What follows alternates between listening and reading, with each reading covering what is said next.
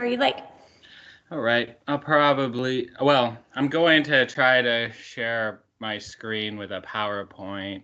Okay. I haven't done that before, so I might not figure it out very quickly, but I do, and then I might jump between some other things. So I know I have to unshare my screen and then share again. So if I might not figure that out very smoothly. But yeah, so my typical presentation is overall cultural resources at Mount Rainier. So the cultural resource program, including archaeology, and also including the other aspect of my job, which is I'm the park archaeologist. I'm the Section 106 coordinator. So that's the laws that require federal agencies to consider the cultural resources they have on their land or the cultural resources that might be affected through spending of federal dollars. And my other duty is tribal liaison. So consultation, outreach, communication with our traditionally associated tribes of Mount Rainier. So that's government to government consultation, whereas each tribe, each federally recognized tribe is its own governmental entity, and our superintendent is the designated person who can conduct those government to government consultations. And I facilitate that, and I'm the lower level person to get that done. Contact, tribal liaison. So, yeah, first of all, I will try to share my my PowerPoint. Let's see.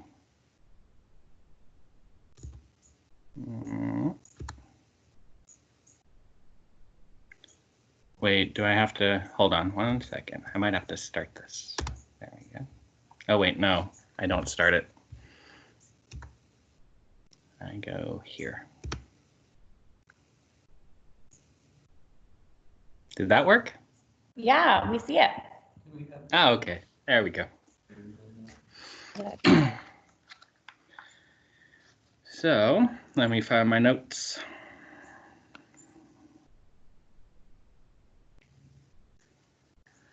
So just overall cultural resources, the term cultural resources, it's not actually a something defined in the National Historic Preservation Act, which is the main guidance we use to deal with our cultural resources. But we all talk about cultural resources, and as a cultural resource professional, we know what they are.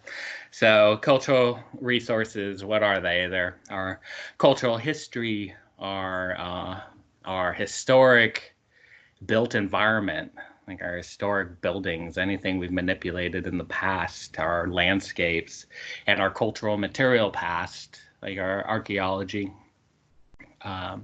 anything that's left, remnants. So the disciplines are history, architecture, historical landscape, architecture, archaeology, curation. So the professionals in the Park Service, that's pretty much where we've defined the, that's 6 or 7. Well, define those disciplines: archaeologists, curators, historians, historical landscape architects, historical architects, and anthropologists. So 6. And those disciplines overlap quite often, and we tend to deal with the same resources, like the resources here at Mount Rainier. In the picture, that's a historical picture of Paradise, as you probably noticed. Some of those buildings aren't in existence anymore. Some of them are, and we're preserving them in the same manner to as they look in that photo. there's two buildings that you can see in the distance that aren't there anymore. I don't know. Can you see my cursor? Yes. Okay. Yeah, like that building right there is the Paradise Camp building, which was burned down in the 50s. And that's what the Paradise JVC Visitor Center is built on top of. The remnants underneath the asphalt are the foundations of that building. So that's archaeology. The ones that are still standing and still in use, like the Paradise Inn here, the Park Historical Architect deals with that building. There's another building back here that was burned down in the 50s too. That was the community building, I think, lodge. I forget the name of it now.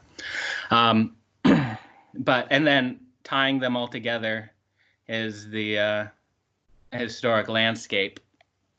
It's all a great example of early park planning, master planning,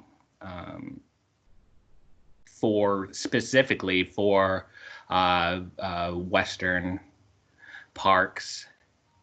So like Glacier, like Yellowstone, Mount Rainier, and it's a rustic style of architecture. So built to not stand out, not to overshadow why the park was designated a national park.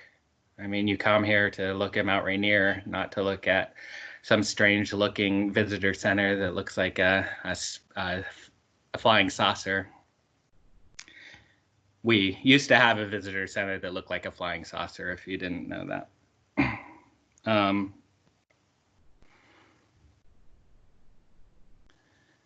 So yeah, like I was saying, when the buildings fall into disrepair, then or when they fall into a state of ruin, we no longer use them. They become an archaeological resource, like an artifact of historic use. So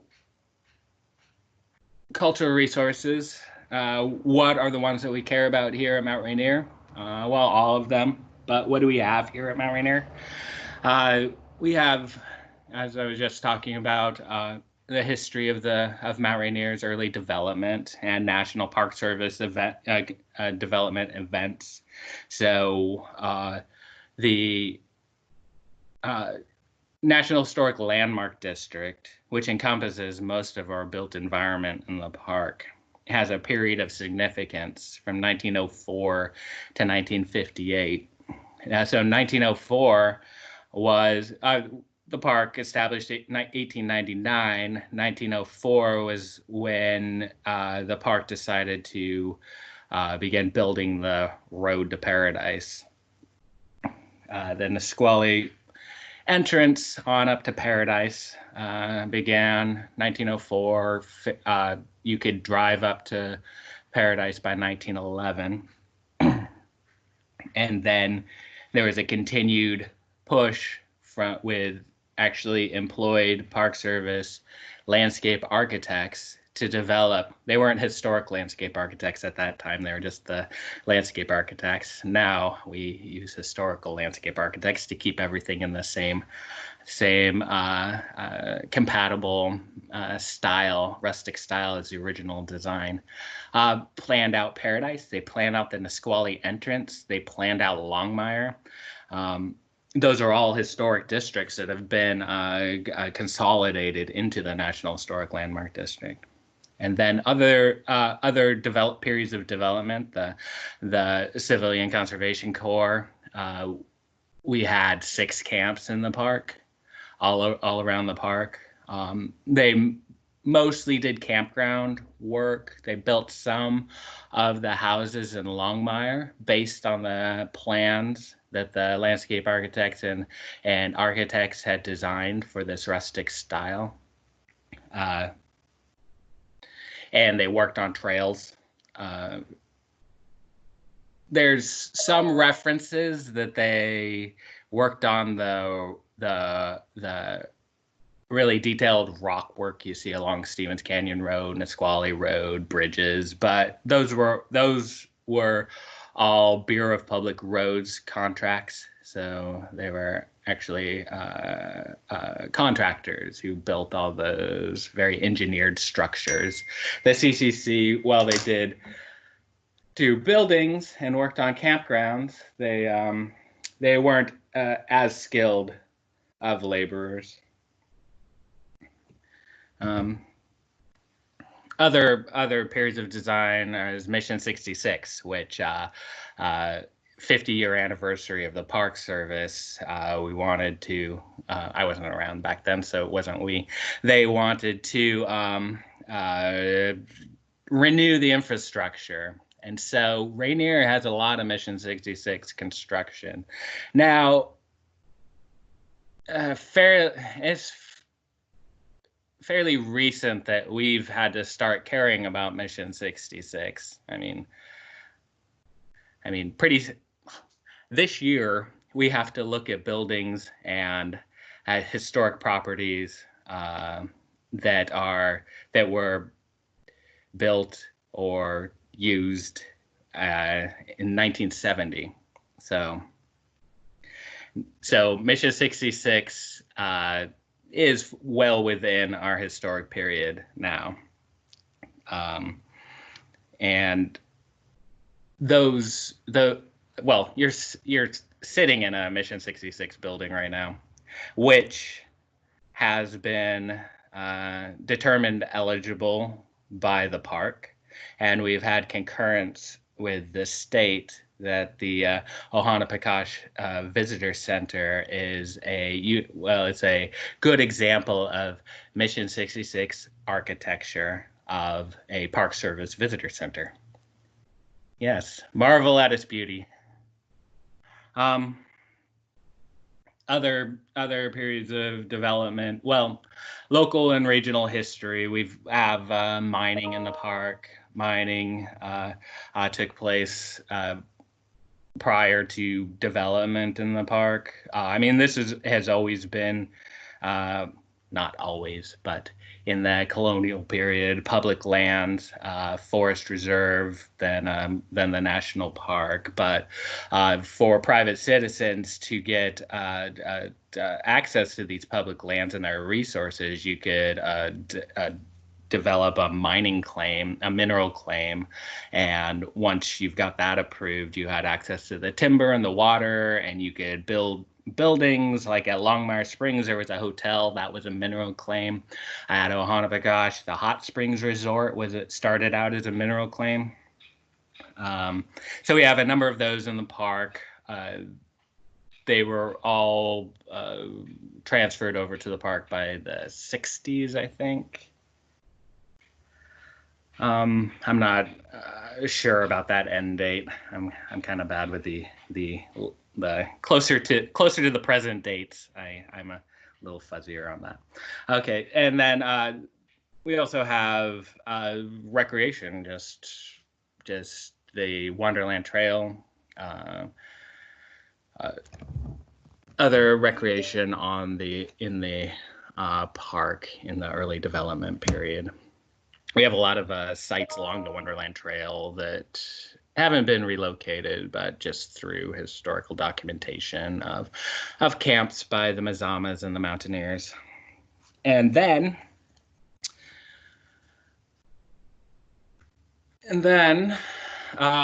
what are the other cultural resources that we care about besides Park Service and recreation and colonial development?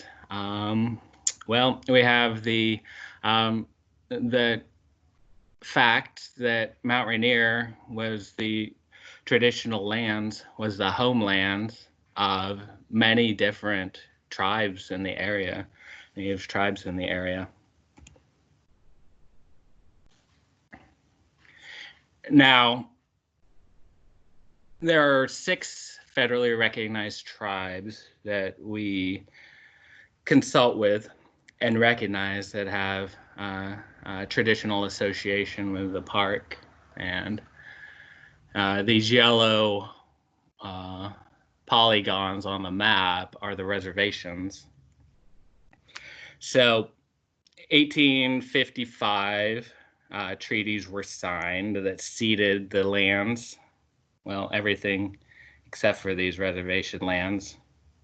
In fact, some of these reservations shrunk quite a bit right after the treaties were signed. So they ceded the lands, and then they lost more lands. And the tribes that we consult with and recognize that Mount Rainier is part of their traditional lands are the Yakima tribe, which is the big blob on the southeast, to the southeast, and the Cowlitz Indian tribe, that they did not sign it. They're down here at number 3 on the Cowlitz River drainage. They did not sign a treaty, so they weren't recognized until 2000, actually, very recent. And they didn't have any reservation land, but they've been developing their reservation. If you drive south on I-5 down to Portland, you'll see their casino off to the side, a very new one, Alene. There's the Muckleshoot Indian tribe up on the White River, a little north of where is their tribe? Not Ellensburg. Oh yeah, here we are, up there. And Nisqually Indian tribe on the Nisqually River, the Puyallup tribe of Indians down here by Tacoma, and the Squaxin Island tribe over in the Puget Sound here. Now, all these tribes in the Puget Sound here, they're the Coast Salish speaking tribes. They signed treaties, the Medicine Creek Treaty. There was another treaty, is the Treaty of Point Elliott, that was signed by the Muckleshoot also, and then the treaty with the Yakimas down here. Now, let me, oops, how do I get back to my, oh wait, I know. Here we go. So no. There we go. I unshare. And then I share. What do I share? This one? Okay, there we go. So, there we go. So you can type in, and I recommend that you do this if you want to look at our contemporary tribes. And I should have said this at the beginning. The title for this meeting is Archaeology and Human History, but it's more than that. When we're talking about our tribal history, we're also talking about our tribal present, and there's no disassociation between the archaeology that I'm going to be talking about and where the tribes were pre-treaties and who they are now. I mean, they're still the same people. So just Google any of the tribes that I named, Yakima Nation as one.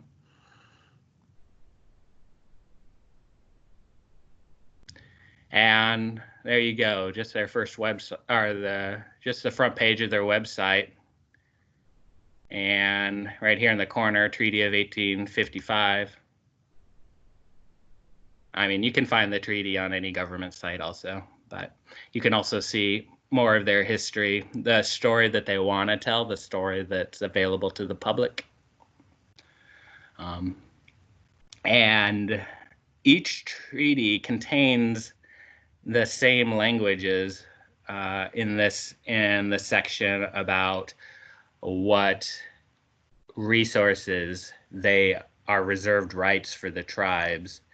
They're ceding their land, but there's this paragraph in Article 3 of the Treaty of the Yakimas they have the exclusive right of taking fish in all the streams where running through the border of said reservation, further secured that they have the right of taking fish at all usual and accustomed places in common with the citizens of the territory, which means outside of the reservations. And they've confirmed that reserved treaty right through case law. There's the and then the last sentence in a lot of these is where we come in as Mount Rainier National Park. The privilege of hunting, gathering roots and berries, and pasturing their horses, which is less of a thing that they want to do, and cattle, upon open and unclaimed lands. So open and unclaimed lands, that's a key word. Gathering roots and berries. And then the other key words in this paragraph are, with fishing, it says the right of taking fish. In the gathering section, it says the privilege of hunting, gathering roots. Now, when the courts are tasked with interpreting treaty language, they're supposed to look at how the people who were signing the treaties at the time would have interpreted it. So these words, right and privilege, seem to mean something different.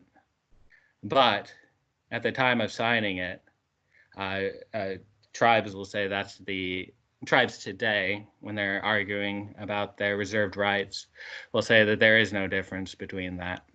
And then open and unclaimed lands, that could mean any land that a house hasn't put on, that isn't been put on, that isn't private, such as Mount Rainier National Park.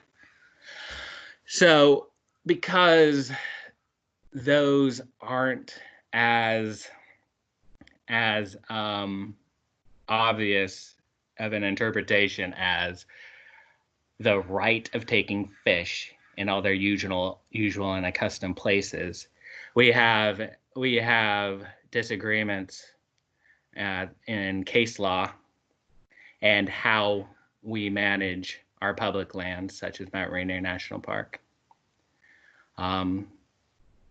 We have a oh wait, where am I? I want to share my presentation again. Hold on. There we go. We have oops, that's not what I wanted to do.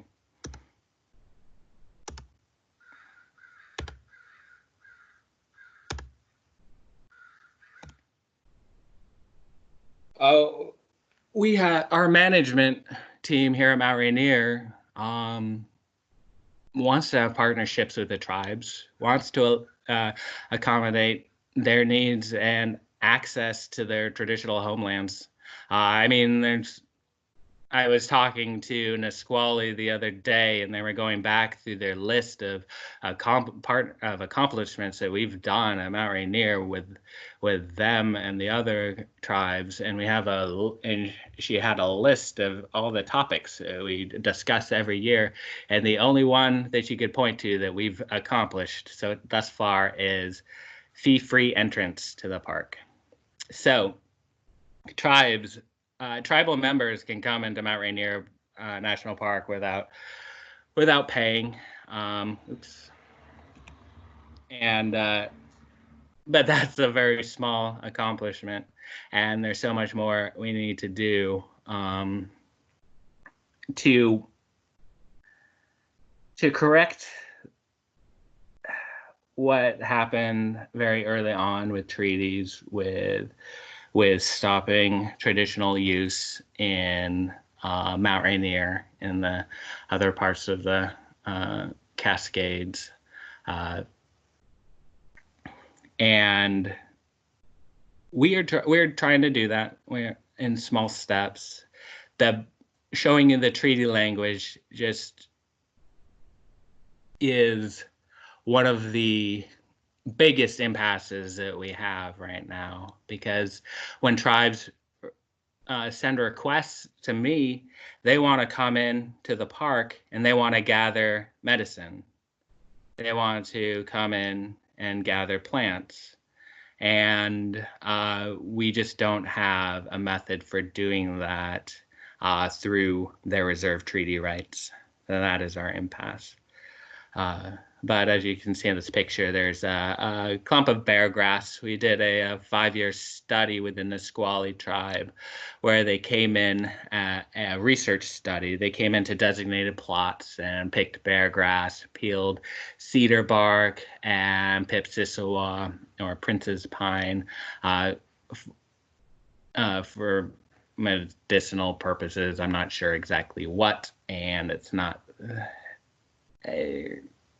some of the uses are just things that aren't necessary to divulge to non-tribal members.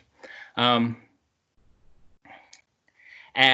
through that study, determined that that type of low impact harvesting does not impair the plants or the natural resources. So our main path of allowing gathering in the park by tribal members is to go through the process of environmental review and determining that there is no impact from the activity. What time is that?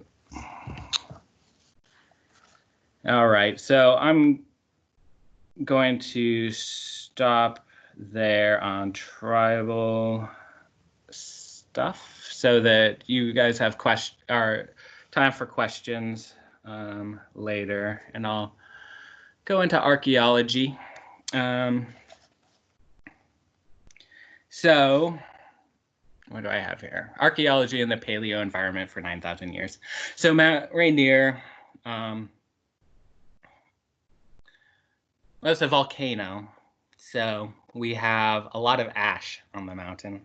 And with that ash, it's great for archaeologists because I can dig a hole anywhere on the mountain and I can find ash layers that are datable, ash layers that I can identify through their stratigraphic sequence, as in what's higher in the hole that I dig is younger than what's at the bottom of the hole.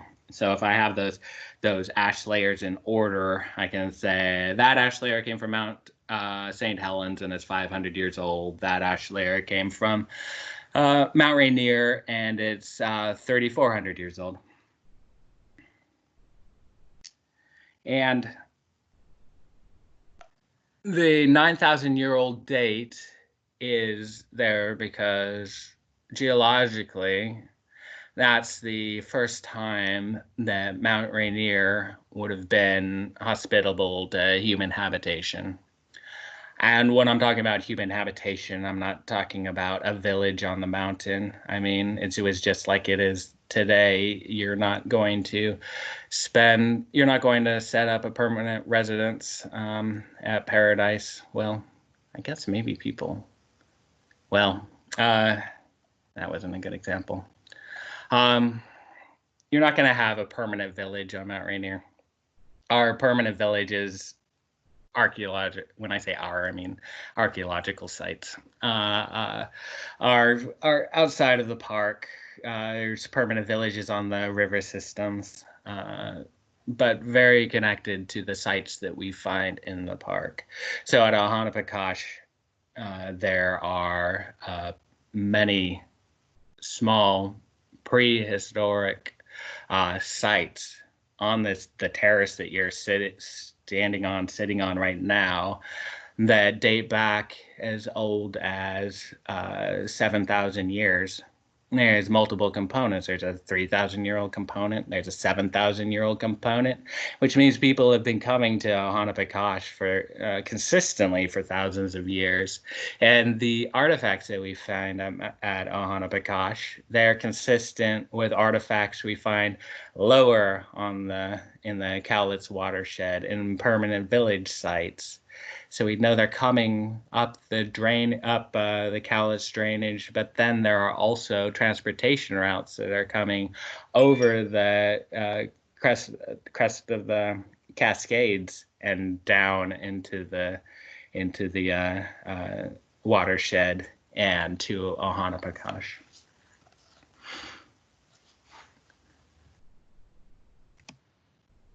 And so the use pattern at Mount Rainier, and this is from archaeological evidence, as that people were coming into the park seasonally, regularly for thousands of years.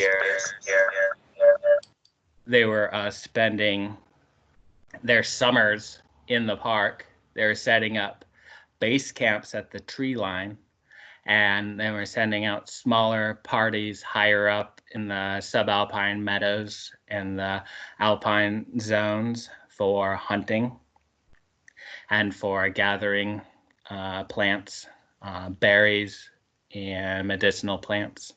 And their base camps looked pretty much like they do today. The tree line, the vegetation hasn't changed much for thousands of years. Yeah, the glaciers have moved around, the snow levels have moved up and down, but there's for 9,000 years there's been places like you see in this picture, and it would have looked very similar to this. And this is a base camp site where we did some testing and found hundreds of lithic artifacts right next to a water source and right next to a pass. So from here, you could easily hike up and into a subalpine parkland. Other places like this, in a more upper subalpine zone, very exposed, but a site in this area from the artifact assemblage is interpreted as a hunting camp or a processing camp, a butchering site. So from hunting, you would bring the animal to a location like this and butcher it up before taking it back to the base camp. Or another place like this in a subalpine zone, where this is not a base campsite, it's not a processing camp, it's a very low intensely used spot. It was maybe it was only used for a day, maybe it was used for an overnight camp, but the material was very sparse. Artifacts are very sparse, but they're there. For hunting. Projectile points were found there, and a lot of stone debitage from resharpening tools, probably resharpening a knife or a projectile point for hunting. And other places like this, which was a base camp right at the margin of the tree line. The smaller trees you see in that picture have grown in over time. It was probably a more open meadow and may have been maintained by anthropogenic burning. So at the end of the season, as they were leaving the site, starting a fire, burning it out, so it would be clear of vegetation when they come back the next year.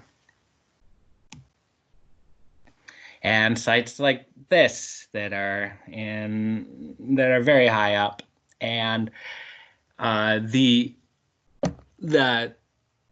dark rocks you see in this picture are 9,000 years old.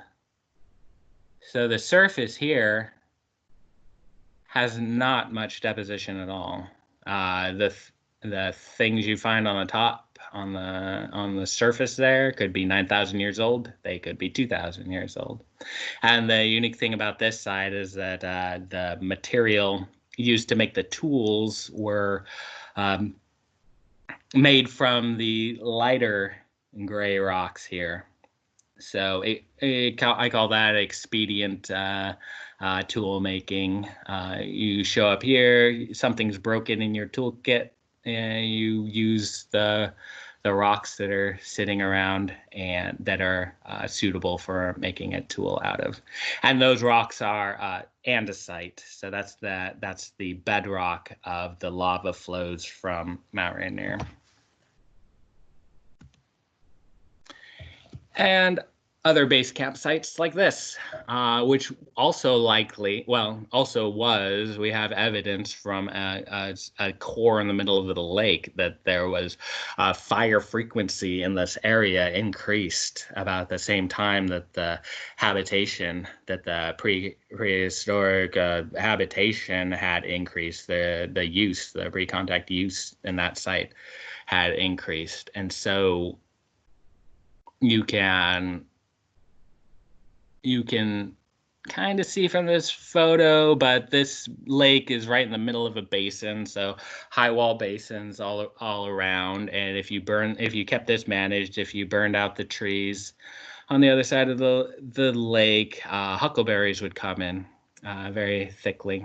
And so you would have your base camp there, hike up to the ridge, and you can get all the way up to Sunrise from here pretty quickly and get into those parklands for hunting mountain goat or other things.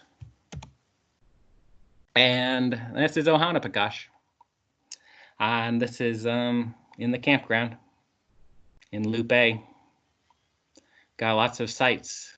And they're all buried. They're all deeply buried. So there's really, unless you see somebody digging a hole in the middle of the campground, which they shouldn't be doing anyways, they are not going to disturb the archaeology in the campground, which is nice. It's nice that it's preserved like this. The thing that I have to worry about mostly is our park projects, such as trying to upgrade our utilities, which until fairly recently hadn't been upgraded since Mission 66. So, and I mean, those projects are how we found the sites in Ohanapekosh. And so the stratigraphy, going back to the stratigraphy, if you can see here, this is a great example of layer cake stratigraphy, as we call it, which again is the oldest stuff's at the bottom, newer stuff's at the top. You have these nice clean lines that divide the time periods. This big thick chunk in the middle, that's the yellowish grainy chunk, is Mount St. Helens, and that's 3,400 years old. There's a gray line under that that's also a Mount St. Helens eruptive event that's a little older than that, but this whole eruptive period lasted for hundreds of years. At the top is another Mount St. Helens eruption. You can see kind of the orange in one of the corners, and that's 500 years old.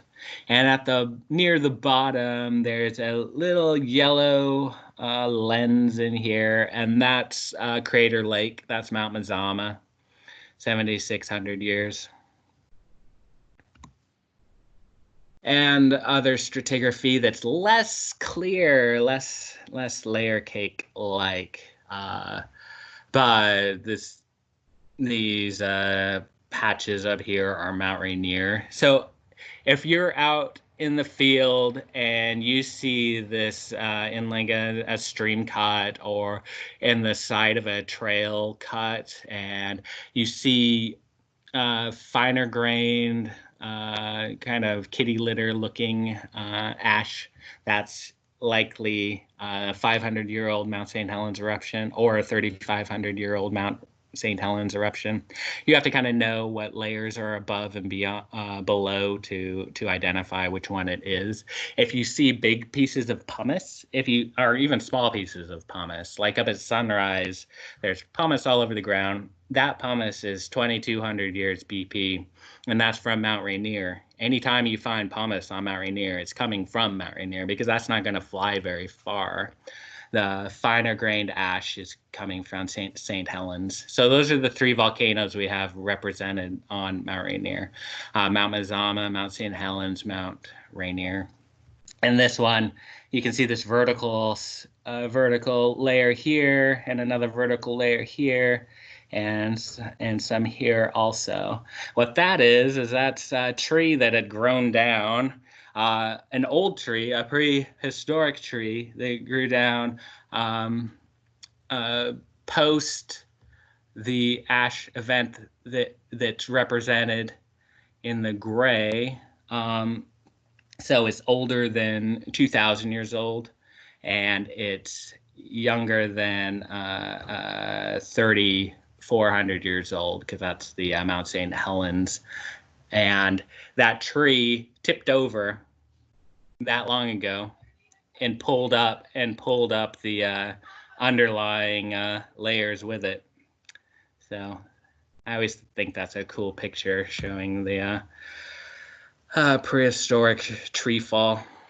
And this is our best represented stratigraphic profile. And if you look at some reference material, Molyneux, 1974, I think, he identifies all the ash layers at Mount Rainier. And this is the profile he used to do that. And it's over by Fan Lake, east of Paradise, over Stevens Ridge, and you just keep going towards Cowlitz Rocks.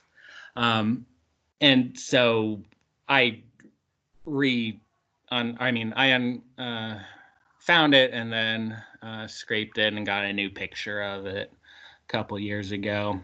But it has all those ones that I was talking about down to the 9,000-year-old layer, which is at the bottom of that profile, and the yellow one up from there, that's Mount Mazama. Oh, there it is. There's the old profile. Oh, and yeah, his is labeled, so that's a little better. R is the 9,000-year-old one. O is Mazama. L is 7,200 years old, and you see how blocky it is? That's for Mount Rainier.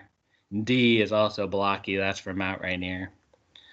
F is associated with the Osceola lahar. So the eruptive event that triggered the Osceola 5,000 years ago, that landed right on top of the Osceola. It was identified, and it's ash layer F for Mount Rainier. The Y set is the St. Helens, 3,400 years old. P set is Mount St. Helens, 2,700 years old. C is the surface of Sunrise, 2,200, and W 500.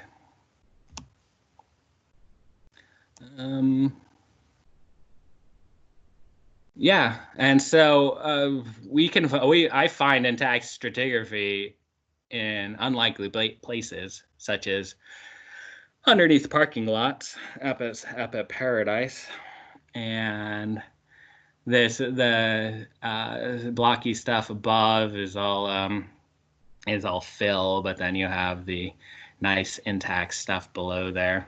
So that's always fun to find. And then the blocky stuff below is another lahar, 5,000 years old, that was associated with the Osceola. Oh yeah, there's a picture underneath the Paradise Inn, all intact stratigraphy. Let's not go into any of that because, yeah, I'm running out of time. Ice patch archaeology, I'll briefly talk about that, or quickly talk about that. So it's a relatively new field directly associated with climate change. So ice patches that have been stagnant, stable for hundreds or thousands of years, melting out recently in the last 10 years. And ice is a great preservation technique for organic material. In the Cascades, in Mount Rainier particularly, well, maybe not particularly, but in the Cascades, organic material does not preserve well at all unless it's in like a burnt context. If it's in a fire hearth, you can get bone, you can get botanical remains. We did some botanical analysis at Ohanapekosh because we found some fire hearths and got some interesting results back from that on what they were using. Although I don't have a good interpretation of it, so I'm not going to get into that. But the ice patches on Mount Rainier always intrigued me, and so I put in a project for just seeing what we had in Mount Rainier and seeing if anything might be old or might be something I need to monitor to see what's melting out on these very low snow, hot, warm years. And just coincidentally, happenstance, I got the funding for that initial study in 2015 when we did have a really low snow year and a really warm summer, and things had melted back unprecedentedly. By September, when I was able to go up into the high country to look at these ice patches, that's the Williwakas Glacier. That it's no longer a glacier. It's an ice patch. So glaciers are not good place on Mount Rainier. Glaciers are not good places to look for old ice or preserved archaeology because if you've already listened to or seen Scott Beeson's presentation, things are moving quickly down this mountain, and I'm looking for things that aren't moving at all, such as a stagnant glacier, such as the Williwakas. And in 2015, it had gone back more than I had ever seen it, more than the historical records show.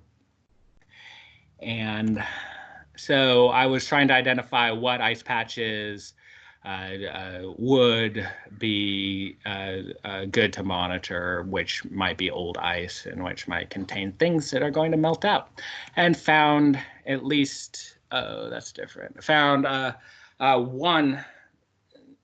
one good candidate, and that was in a basin up by Summerland. And this is a picture from there with goats walking over the toe of that ice patch. And what we found coming out of that ice was a strip of western red cedar bark that had been folded. The most obvious interpretation is that it was transported there by people and carried likely for tinder, for starting a fire. Now, getting a date on it showed that it wasn't thousands of years old, but it still could be hundreds of years old. The ice on Mount Rainier isn't super old. It's not like the permafrost and the stagnant glaciers in Siberia and Alaska, but there's still unique things that could be coming out of this ice, preserved organics that we're not going to see in other contexts. And then just let me see. It's 1:20. I think I should stop there for questions, since how I'm only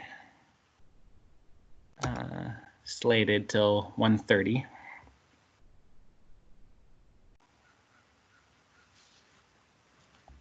Thank you, Ben.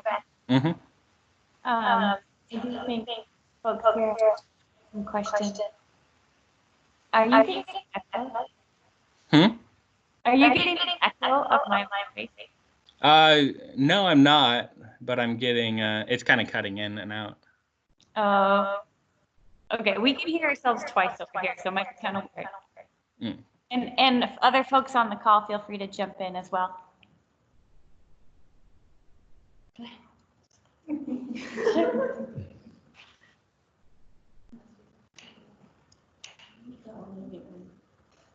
Hi, I'm Anna, and Matt and I did some research on the Cowlitz tribe, and we did a little bit of a presentation today. But we were wondering if you had any more information on the Cowlitz use of the hot springs, which aren't open to the general public, but that they have like the ability to use them for ceremonial purposes. If you had any more information on that. Well, yeah, that's interesting. I'm trying to get a little bit of research done on that as a traditional use study of the hot springs. There isn't well. I don't anticipate there being much documentation on traditional use specifically of the Ohanapekosh hot springs. We have one interview with a tribal elder that references the hot springs here and overnighting here with their family, and actually a traditional name for the hot springs, which I don't have the translation yet. That's being worked on by another archaeologist who is actually writing a book on the Taidnapam culture, which were the people that were using the upper Cowlitz, were living in the upper Cowlitz watershed. They were never identified as a separate tribe or band, and those families enrolled mostly with Yakima and with Cowlitz. Some of the Nisqually members have Taidnapam ancestry, and that's the thing, is like when they were signing treaties and being moved to reservations, that the different groups got put together, and there's just a lot of overlap with families, individual families, and history and their ancestors. I'm hoping to get some information out of this traditional use study of resources that would identify traditional use of hot springs in general by Native people.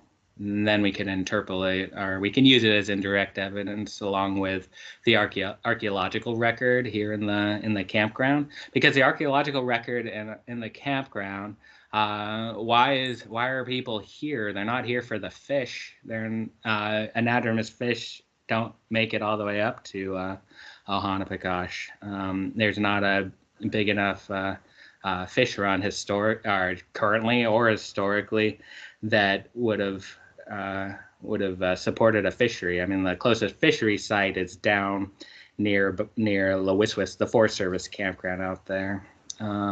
So yeah, I'd like to use the archaeological record as indirect evidence of hot spring use here. Thank you. Mm-hmm. Hi. So it's Robin again. So Kayla and I also worked on a cultural resource presentation today on the Yakima, and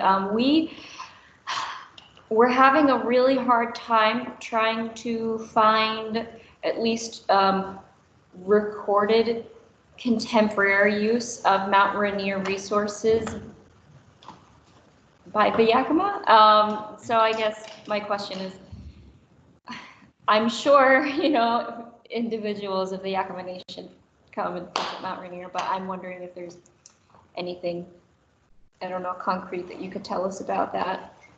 So you're talking about current use, right? Yeah. Yeah, current use. So working with Kristen Loving and Patty Wold, we've been talking with Yakima about Ohanapekosh and this side of the park and their connections with it. And there are definitely elders and also Tainapam descendants that find this area very important, sacred to them. And they talk about Ohana Paka specifically with the old growth tree resources, talking about them as witness trees, like the historical record of life here. But the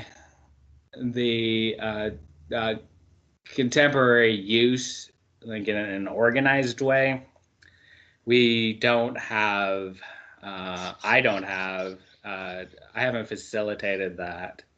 They tend to go south towards Mount Adams, because half of Mount Adams is part of the Yakima Reservation, and the berry fields down there. So they go in the summer, harvest huckleberries, have huckleberry camps, kind of like Nisqually has a huckleberry camp down at Cispus. The Squaxin Island tribe, they're, like I was saying, they're in the Puget Sound. They come up to Packwood and harvest plants in the forest, in the national forest, and peel cedar there too. But again, as I was saying, when I'm asked to allow elders or tribal members to come up and gather in the park, I just don't have the authority or the method to just permit that or allow it with the state that we're at right now with our policies. And the case law, the debatable case law of whether those reserve treaty rights actually apply to public lands. Well, thank you so much. Mm-hmm.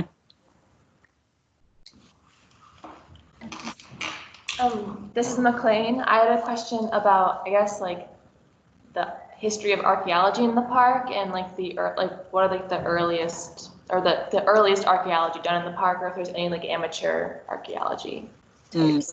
Actually, the earliest archaeology was done by university studies in the 60s, in the early 60s. So they were actually doing the Mission 66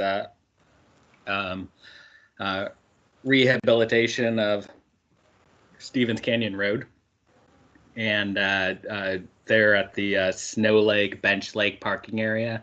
That was built in '63, I think. And while they were building that, the projectile, biface, it kind of looked like a projectile point. It might have been a knife scraper or something, came out of there, and that was one of the first artifacts found by an archaeologist in the park.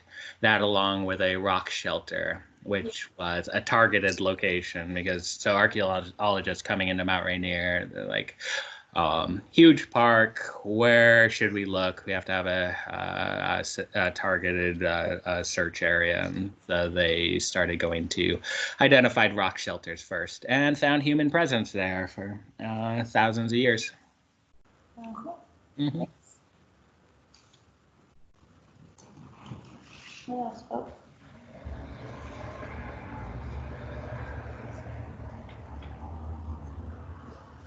Oh, I guess I have another question.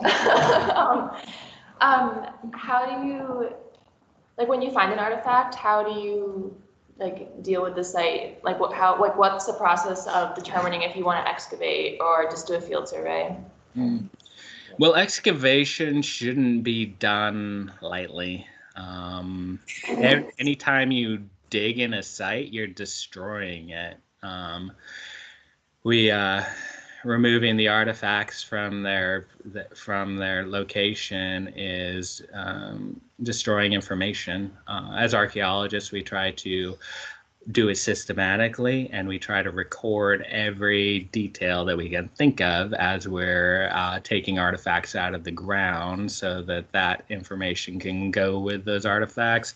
We curate everything down in T Woods at the curation facility that Brooke runs. I'm not sure when she's going to have that open for research, but typically in a non-COVID-19 time, you could make an appointment and go down there and do some research. But yeah, so we're not excavating unless we're trying to discover the boundaries of the site. So we find a few flakes on the surface. There's a project coming through with like a pipeline or something, and pipeline. Why am I saying that? We don't have a pipeline. We have utility lines coming through.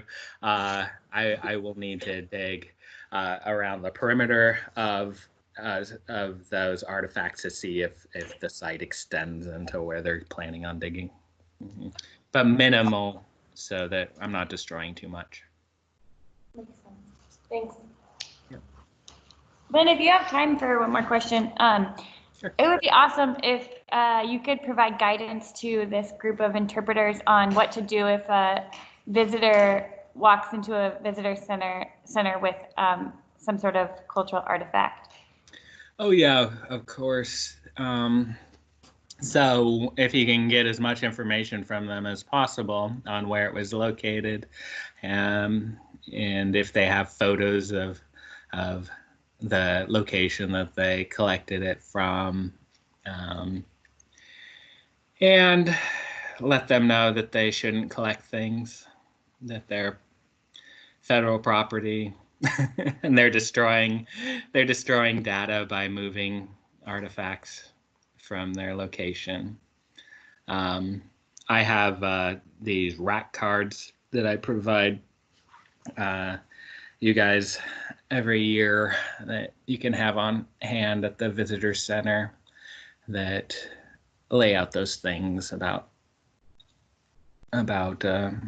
artifact collection, and Great. And then call you.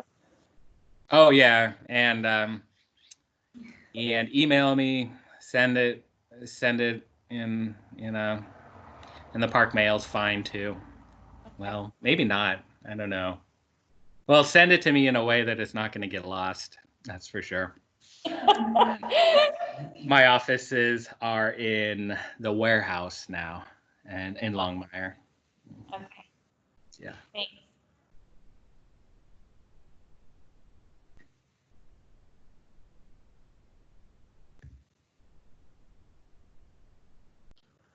Any other questions from folks on the line that are in this room? We're hogging the airspace.